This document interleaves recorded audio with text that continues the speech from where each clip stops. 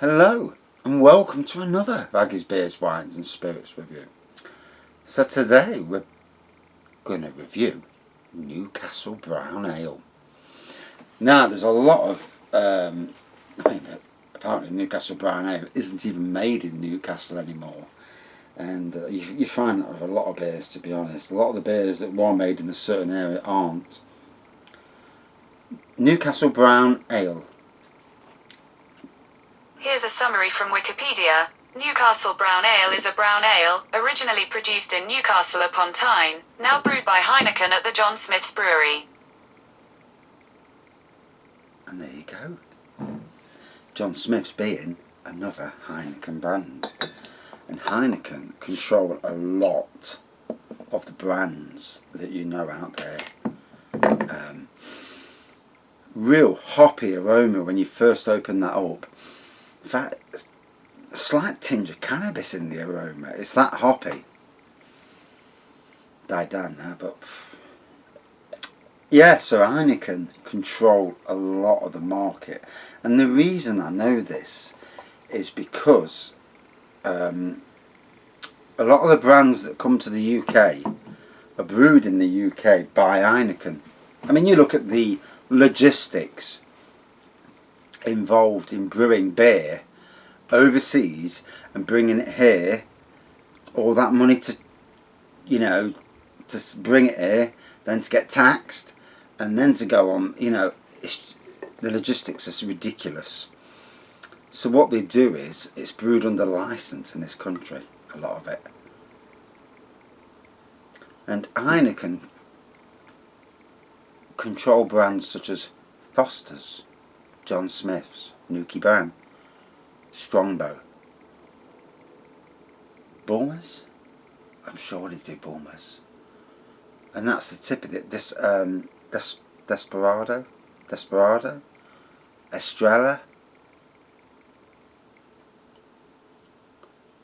I think even Stour Perman's done by them as well. I might be wrong, but yeah, it's really surprising how much that company brews.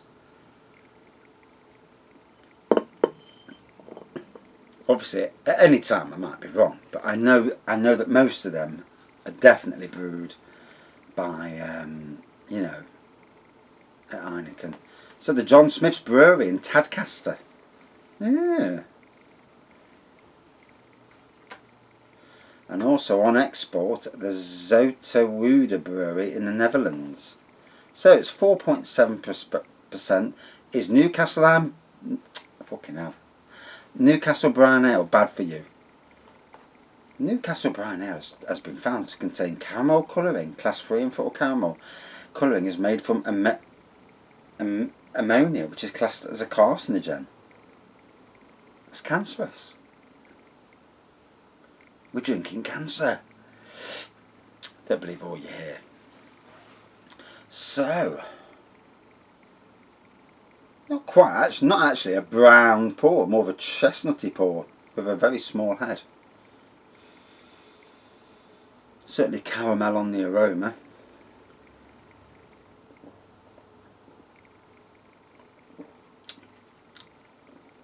Is Newcastle Brown Ale good? Overall, it's not a bad beer. It's probably 10 times better than your average Bud Light. But you're comparing pears and apples. Bud Light is a lager. Most lagers don't compare to beers, You compare lager against lager. You don't compare a fucking car against a train. Oh yeah, the Lamborghini is better than the, some chuffing train. No, because you're comparing different things. It always makes me wonder that does with things. But it's not something I'd actively seek out. A good cheap beer that won't offend anyone. Not used to them. Newcastle Brown Ale is not a beer that I would buy in a store and enjoy on my own. No, and that's somebody who's called Influencer. Let's not read all that, it's rubbish. Anyway. So. Second one already. And it's only halfway. Job's good. Started you mean to go on, haven't you?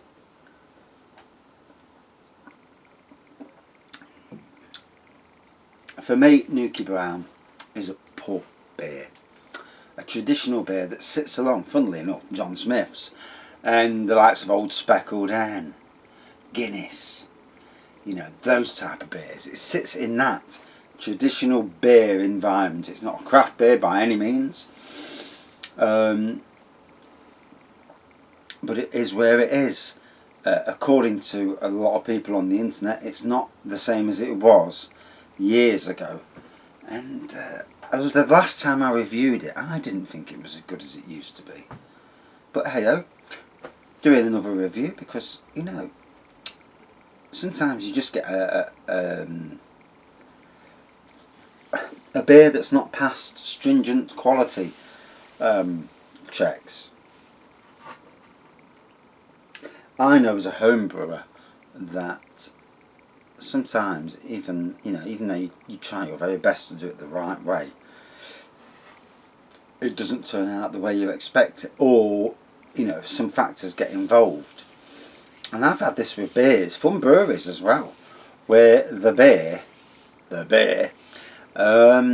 isn't up to the same. I mean, we've all had dodgy beers where you drink a beer and you think, fucking I used to like that, it's shit. And pardon my French, I do apologise, parlez-vous français. But yeah, you drink it and you think, oh God, I didn't like it this time. And then, you know, the next time you go to the pub, you think, well, I'm not touching that because that was rubbish last time I had it. You have something else. And then you'll forget and you'll go back on it and you think, oh God, this is just how I remember it. And if it happens in cask, it's going to happen in bottles. Although I've got to be honest, I've had a 4%er, Copperbird Cherry, the review before this review. I'm doing reviews sequentially now, so that everything, if I'm talking about something, it sounds right. Because what I did do at one stage, I was chopping in reviews, and if someone was to watch each review, they'd be thinking, but in that last review he said that, now he's saying this, what's he on with? Hence that. Just checked, well, 935 subscribers, hence the reason now I've got to go and get this bloody order booked.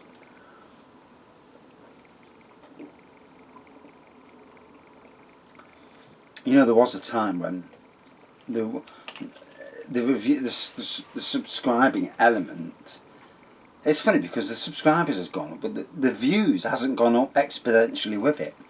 So obviously a lot of people subscribe, but they don't watch every review. And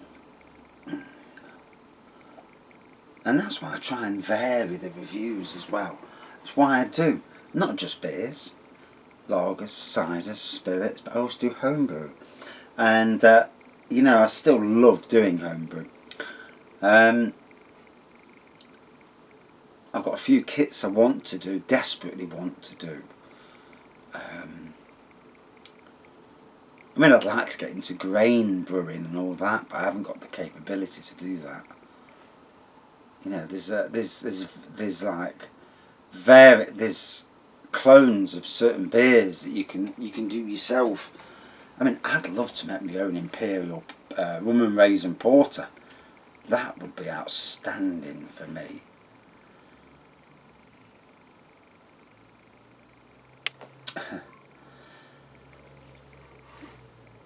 But I think as I progress into the job I'm in, and I'm not worried about going to work, not worried about idiots at work or the idiot environment, and once I'm totally happy, then, and once the workplaces hopefully deliver on certain things, because the workplace I'm in now really needs a polytunnel, and then I can deliver, you know, a lot. But even if they don't, I'll use my own greenhouse to do it anyway. And then I'll get to the stage where I've got a bit more time when I get home, and I'll probably ramp my production of plants down, but then go back into doing, you know, more home brewing. but more probably smaller brews, because I think sometimes, you know, the bigger brews, they take some bloody drinking, you know. I mean, I've got nearly a full barrel of rhubarb wine there. I've got half a barrel of rhubarb and ginger wine. Oh, it's to die for. I will do a review, maybe later, before I drink it all. And then I've got like re-reviews where wines have matured both there and behind me. And then I've got the prune juice wine, you know. We've got to do another one. Probably the 5th review of it, but it's like 10 months old now. So I did one on New Year's Day or New Year's Eve. Pissed out my head. Anyway, back to Newcastle Brown. So like I say, it is a pub beer. Always has been.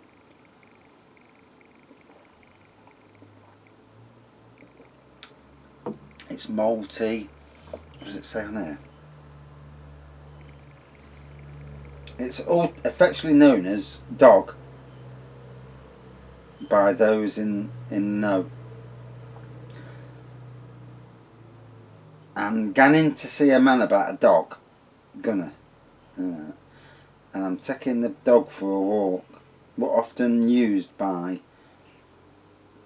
what does that say? Geordie men as an excuse for visiting their local to sample their beloved tipple. Yeah. But still, a popular brand in the shops. You know, I think that's more because of the heritage name. But these days, you know, names come and go. If you look at your supermarkets now, the amount of change in beers, varieties just seem to gone. Whereas the craft beer, even the craft beer generation, a lot of that seems to come and go at a rapid pace. Brewdog is probably the only brand that was at the start of the craft beer generation, and this craft beer generation anyway, in about 2010, when Punk IPA appeared at Sainsbury's. I remember it coming in, didn't sell. I had loads. It was on like £6 for 4 cans. No one was buying it. Well, certainly not in Arnold. And loads went out of date. £1 for 4 cans. Jobs are good. And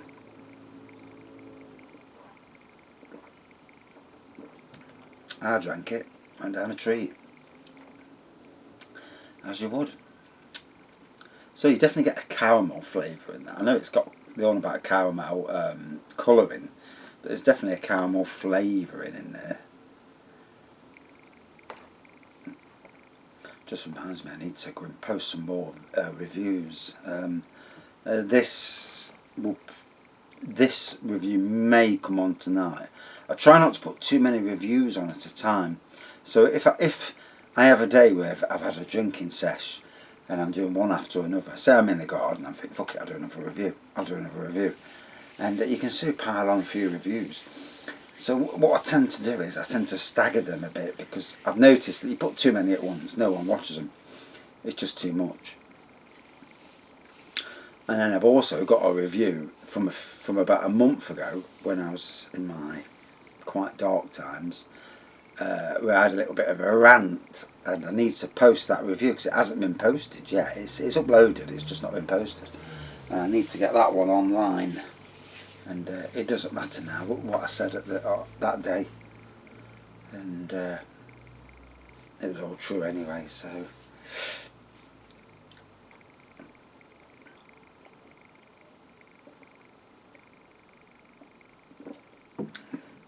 Oh. So yeah, for me, very much a pub beer in this day and age. It's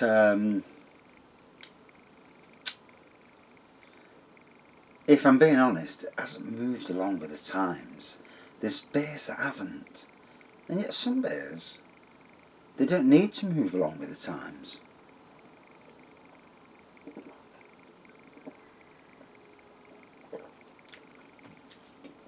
Some traditional beers just seem to be good enough to still be relevant.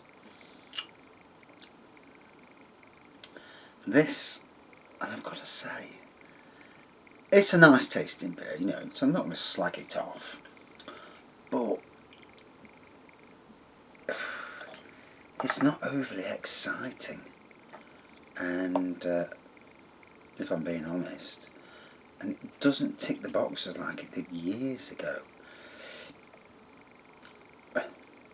Now, is that because as a nation and as a world, the craft beers that have come out deliver on aroma, taste, looks, and is that a thing where a lot of the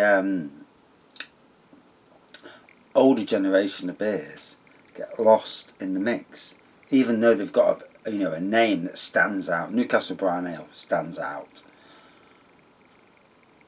But also, if you're thinking about that, a lot of traditional beer drinkers not interested in the craft beer stuff. You know, they want their traditional beers. So, yeah, something to ponder. As it is, it tastes okay. It's just not exciting. You know, it doesn't tickle the taste buds as it were. Although I'm feeling, it's got me, I know that. I haven't had two and I'm already feeling halfway.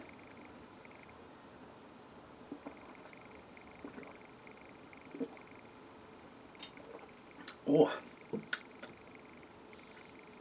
So a malty chestnut, a malty caramel beer with a chestnutty colour, not actually a brown colour. And very much for me, very much a beer that's aimed at traditional drinkers. It's not aimed at the craft beer generation, not by a long shot. So out of 5, and again, my second review of this, and again I have to say that years and years ago, this was classed as one of the top of the tops. Nowadays, you know, albeit still a good traditional beer, it's kind of lost in the mix. It's not that exciting a beer that it, you know, can kill off the craft beer generation. But still, tastes okay, which is what always matters anyway. Yeah, I've got a bit of mixed feelings about this. What's your opinion? For those in Newcastle who were there before Heineken, you know, before it was Heineken took it over and did what they did, you know, anybody who lives near there will remember a lot better than me how it was and how it is now. It's very interesting. And it's interesting to hear from people out there because I'm only one person. I'm no bloody expert, I just drink a lot.